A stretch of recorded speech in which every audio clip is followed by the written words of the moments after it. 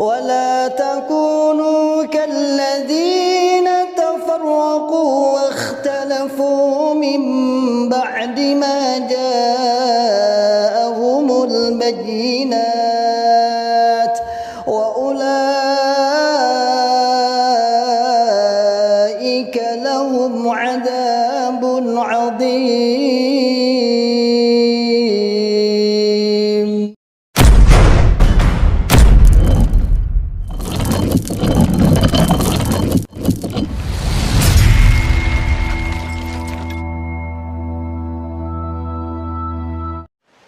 Bismillahirrahmanirrahim. Assalamualaikum warahmatullahi wabarakatuh. Alhamdulillahirabbil asyhadu an la ilaha illallah wa asyhadu anna Muhammadan abduhu wa rasuluh sallallahu alaihi wasallam wa ala alihi wa sahbihi wa man sara ala nahji amma ba'd.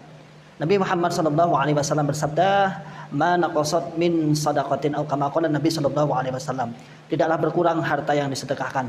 Saudaraku semua, saat ini kami PPTQ Himaliyah, Pondok Pesantren Tahfidzul Quran Himaliyah yang bertempat di Pandean, Desa Karanglo, Kecamatan Tawamau, Kabupaten Karanganyar, sedang membangun dan saat ini sedang finishing di gedung 4 lantai ini. PPTQ Himaliyah, monggo silahkan sahabat-sahabat yang ingin berkenan untuk bersedekah di pondok gratis, pondok masyarakat setingkat SMA Putri. Kami persilahkan dengan semangat, dengan ikhlas, dan pondok kami alhamdulillah bidina sampai saat ini ada santri yang kita didik ada 34 dan insya Allah akan tambah lagi dan terus bertambah. Semoga istiqomah. Monggo yang ingin menitipkan jariahnya silahkan dikirim, ditransfer di rekening di bawah ini. Barakallahu fikum jami'an. Assalamualaikum warahmatullahi wabarakatuh. Bismillahirrahmanirrahim. Assalamualaikum warahmatullahi wabarakatuh. Alhamdulillahirabbil alamin. Assalatu wassalamu ala asrofil anbiya'i wal mursalin habibina wa maulana Muhammadin wa ala alihi wa sahbihi wa man tabi'ahum bi ihsanin ila yaumiddin, amma ba'd. Ma'asyiral muslimin hafizakumullahu ta'ala. Alhamdulillah, pada kesempatan di sore hari ini kita bisa bermuajahah, bisa berhadapan, mungkin yang sedang repot dan santai dalam rangka untuk amar ma'ruf kepada teman-teman kita, sahabat-sahabat kita, saudara kita yang masih di dalam Islam Jamaah Cokam 354 LDII, yang kita terus mengingatkan tidak ada henti-hentinya, tidak ada capek-capeknya, terus bukan karena kita tidak punya pekerjaan, bukan orang duwe gayan, bukan, di sela-sela aktivitas kita jangan tinggalkan mereka terus. Ayo diajak, disadarkan, membuka akal sehat, membuka akal waras, dan membuka akal selamat kepada mereka sehingga mereka sadar dan kembali ke Islam rahmatan lil alamin. Ma'asyiral muslimin hafizakumullah taala. Nampaknya kemarin postingan Ribat Akris Salim tentang siapakah yang menjadi amir selanjutnya nampaknya mendapat respon yang banyak ya, yang banyak. Kemudian ada suatu usulan, saya baca di komentator itu ada usulan. Biasa orang yang bulat, orang yang masih bulat. Artinya orang yang masih bulat itu dia sebenarnya menyadari bahwa kesalahan dalam Islam Jamaah LDI itu ada, namun dia berusaha untuk membela. Satu sisi dia membela, dia mengatakan saya juga nggak seneng dengan ini, tapi dia membela. Kalau mantan meluruskan, dia membela. Itu sama aja bodong ya, sama aja bodong, sama aja bohong. Itu sama ya, berarti dia masih punya sifat asobiyah ya. Jadi satu sisi dia menyalahkan, tapi sisi yang lain ketika diluruskan mantan, dia berdebat panjang sampai berpuluh-puluh, bahkan di video-video yang lain itu sampai ratusan. Yang namanya Mas Taritip itu siapa itu? Taritip apa Tertib itu saya kurang nama buzzer ya, buzzer. Dia nggak berani, nama asli nggak berani. Bukan nggak berani dengan mantan, bukan. Nggak berani kalau sampai dibaca oleh orang-orang pusat, karena sesungguhnya Ribat Akris Salim ini dipantau oleh pusat ya. Jadi channel Ribat Akli Salim ini dipantau oleh pusat. Dan pusat juga kesulitan juga ketika sudah namanya bukan aslinya, ya mau gimana lagi, nggak bisa ditindak kan. Anda sebenarnya warga Islam Jamaah itu kan nun sewu dibodoh-bodohin ya. Dijadikan kaset dari Bapak Imam, jadikan kaset dibodoh-bodohin. Tidak boleh menonton televisi, tidak boleh menonton YouTube-nya para mantan, tapi sesungguhnya para pengurus lah yang nonton. Kok Ribat Akli Salim tahu seperti itu? Loh, nyatanya dia melarang, berarti dia yang menonton duluan. Gitu aja. Rumusnya sederhana. Ketika dia melarang berarti dia menonton duluan. Dan siapa yang tahu kalau dia itu nonton sampai asik menikmati, bahkan mungkin akidahnya sudah akidah kembali kepada Islam rahmatan lil alamin, sudah tidak mengkafirkan, ya kita tidak tahu juga. Makanya masyaallah muslimin hafizakumullah taala, ya bunglon ketemu bunglon. Dan itu kejadian banyak. Tahu-tahu ketemuan itu terus, sampean di bunglon. Oh ya aku bunglon. Nah, respon dari berbagai komentator yang kita baca, ada respon yang menggelitik. Nah, menggelitik seandainya nanti keimaman atau keamiran dari putra mahkota, siapa Mas Fawaznya? Fawaz nanti yang jadi putra mahkota, lebih baiknya para mantan balik aja untuk ikut membenahi. Para mantan balik aja. Saya jawab dengan simpel ya. Katanya mengatakan karena kalau putra mahkota itu menjadi amir, jadi imam pusat, katanya dia loh, akan banyak membenahi sistem-sistem dalam jamaah. Lalu saya lanjutkan, saya bertanya balik, bukan saya tanya balik, saya jawab. Lah kalau diluruskan bubarlah dia jamaahnya. Selesai. Jadi Islam Jamaah itu seperti halnya duduk di buah atau di samsi malakama ya bahasanya ya. Maju kena di ujung tanduk, maju kena, mundur kena. Maju kena, mundur kena. Ketika dia menjelaskan apa adanya tentang kondisi bahwa golongan ini salah, tentunya dia akan bubar. Auto jegrek dewe bubar kabeh. Jamaah yo bubar to ya. Sapa sing gelem ya ono ya ini diapusi, sapa sing gelem ya ono ya ini diketoki, sapa sing gelem ya ono ya ini diperes. Kan enggak mungkin gelem. Oh enggak mungkin mau, enggak mungkin gelem apa enak.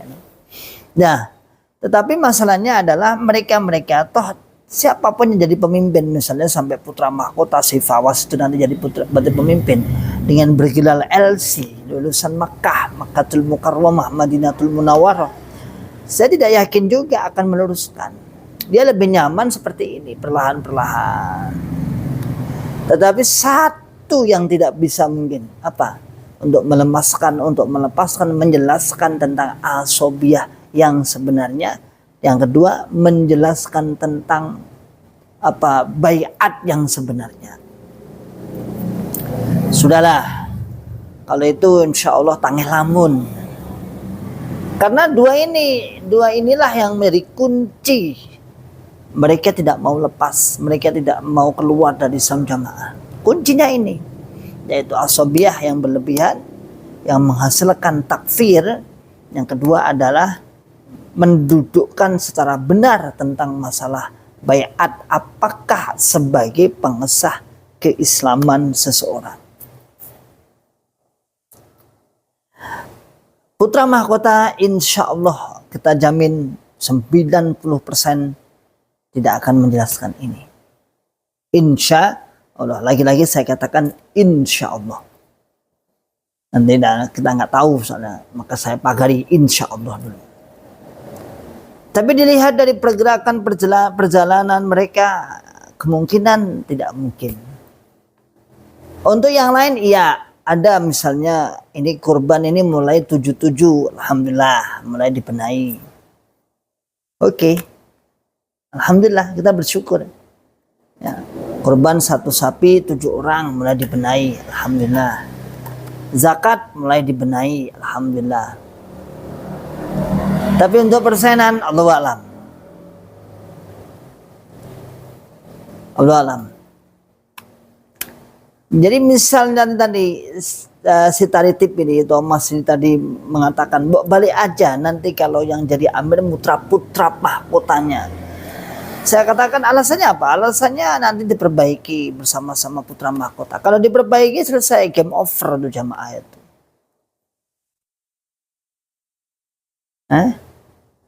Jadi resiko menjadikan siapa putra Amir ini saat ini itu game over, bisa game over kalau beliau amanah dalam rangka untuk menyampaikan apa yang dipegang dari gurunya sana di Saudi sana. Lain judul kalau beliau sudah tidak amanah, tanda kutip didduha khianat. Didduha itu kan kebalikannya, khianat. Lain hal kalau khianat, saya nggak tahu. Maka siapapun pemimpinnya, kalau masih penjelasannya masih itu, ya sama saja. Bagi mantan, siapapun pemimpinnya tidak bergeming. Kemarin itu saya dapat WA dari seorang ibu-ibu tua, ya agak kemarin lah ya. Ya, entah nggak tahu ada apa-apa, tahu-tahu dia WA saya. Mas Ripat napa balik ten Joka malih. Loh. Kok boten Bu, saya kirim video baru. Oh, boten nggih. Ternyata beliau lama nggak mengikuti ribat akli salim. Nah, beliau yang nggak mengikuti, kita dituduh balik. Ya, boten alhamdulillah, boten balik alhamdulillah. Ngapain juga balik? Jadi kemarin yang kita upload itu tentang masalah keamiran yang ditunggu-tunggu. Ya ada beberapa resiko, semua ada resikonya sih. Kalau kita lihat dari kacamata luar, pemimpin ini resikonya ini, pemimpin ini, ada pemimpin yang seperti ini, misalnya supunya ini nggak ulama-ulama nggak respect, kemunduran, terlalu mundur nanti. Tapi kalau dipimpin oleh ini, wah ini royal. Ini seneng, para penjilat-penjilatnya seneng. Kalau dipimpin ini para penjilat-penjilat sudah pusing ini. Kayak itu gula meneh ya dah. Terutama dipimpin oleh putra mahkota. Itu bahaya menurut para penjilat. Dan para mubalik menanti hal itu. Saya yakin itu hampir 100% para mubalik ulama-ulama sepuhnya. Mubalik ya bukan ulama sepuh, ulama-ulama mudanya berharap yang memimpin adalah Fawaz atau putra mahkotanya tadi.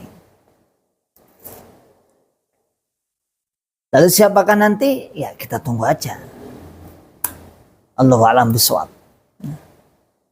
Jadi ma'asyiral muslimin hafidhakumullah taala. Nah, kewajiban kita hanya mengingatkan. Kita tidak berharap kemudian mereka kemudian kembali, kita sudah baik kemudian kembali. Tidak seperti itu konsepnya, tidak seperti itu. Seandainya kembali pun saya lihat ya gak mungkin kayaknya, gak mungkin. Ngapain juga kembali bergabung dengan kaum muslimin begitu enak, nyaman, tenang. Ya, dakwah nyaman, tenang. Ada program-program progres yang legal, tidak sir, tidak sembunyi-sembunyi. Ya. Nampak luas, nampak jelas progres kita membuat ini. Itu hasil kita setelah dakwah di luar. Bukan hasil ya, peran kita di luar.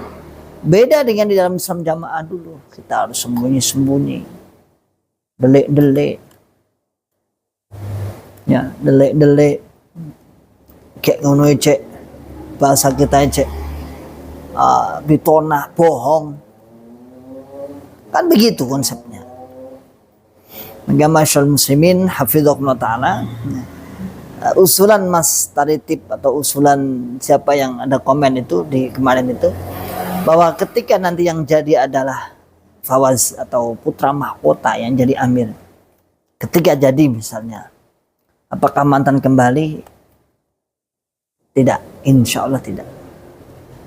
Dulu justru pertanyaannya adalah apakah putra mahkota akan bisa membenahi Islam jamaah dengan sebenar-benarnya seperti layaknya kaum muslimin yang lain, sholat di belakang kaum muslimin, ya, tidak mengkafirkan, tidak menyatakan najis, bisa nggak pertanyaannya?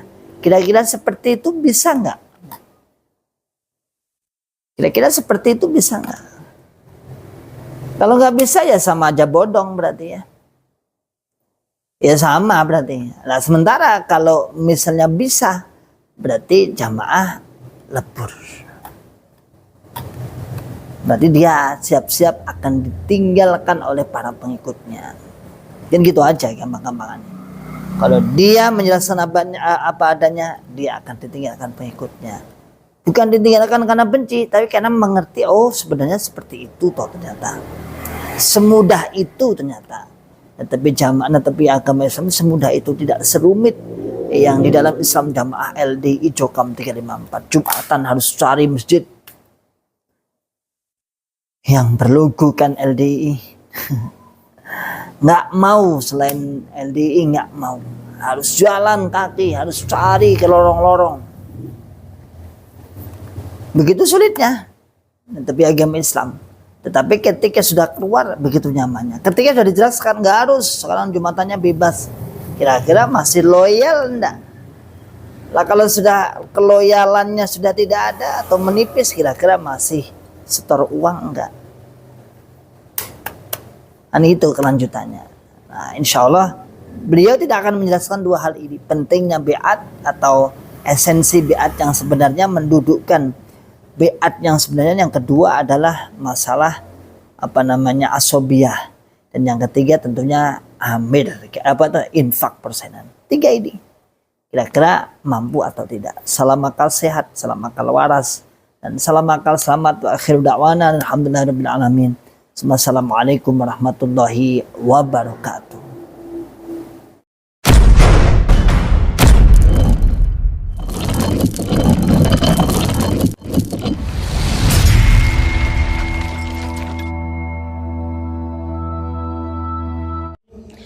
ولا تكونوا كالذين تفرقوا واختلفوا من بعد ما جاءهم البينات وأولئك